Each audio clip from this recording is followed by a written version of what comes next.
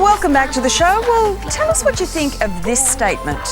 A study has found that men like women who wear less makeup.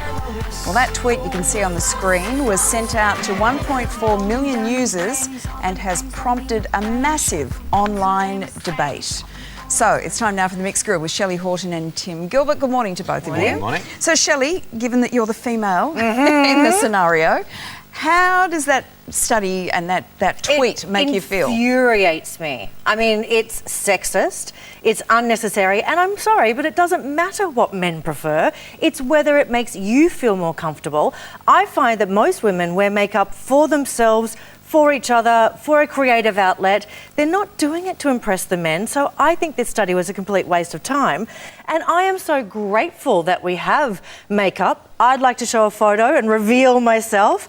I actually have adult acne, and so if you go in there and zoom in, I actually look like I've got measles. I look like I could be an anti-vaxxer, which I am not. But seriously, I have the makeup and it gives me confidence. So. Yeah.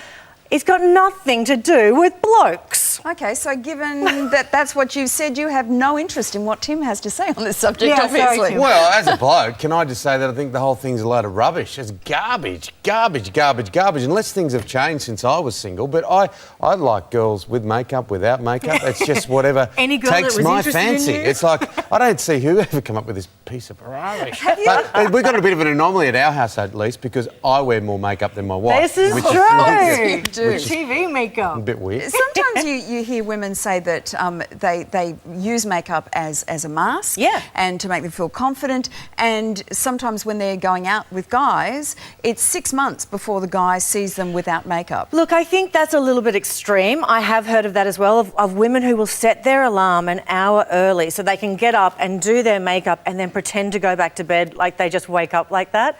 I think that's actually getting to the point of being a bit obsessive compulsive. Yeah. I think that there's always a way, even if it's just a tinted moisturiser or something that can make you feel better without it being a full face. And I just reckon it's not true. I reckon it, as a male, as the male on this panel, I think it's garbage. Tell us what you think. Yeah, indeed.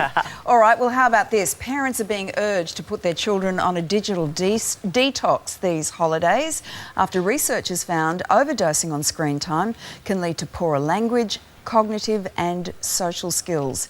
Tim, where do your kids sit when it comes to technology? Well, they've got to be disciplined on it, don't they? You and I have discussed this before. This is a great idea, I think, because the way that children react if they have too much time either on this sort of technology or just watching plain TV, it's extraordinary. They won't go to bed, they jump up around. And I think that unless you have things like a detox, accompanied by really strict rules around it, there's a problem, a massive problem. It's a 21st century problem because when we were all children, we were running around backyards and you'd watch the odd episode of MASH in black and white. You had to use your imagination, you had to work out what to do with yourself Play when you with were bored. sticks. Come on. And they will do that. They will do that if you take the other stuff away. Yeah, so what's your reaction, Shelley, when you see parents hand over an iPhone or an iPad to a 12, 18-month-old?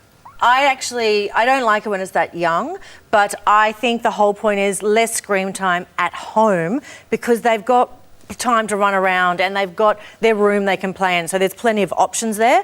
But please, everyone give their child an iPad in restaurants. It keeps them quiet, it keeps them focused, and I can have my dinner without someone squealing and running around. So children, therefore, don't learn what it is to have manners in a restaurant and to sit and be quiet.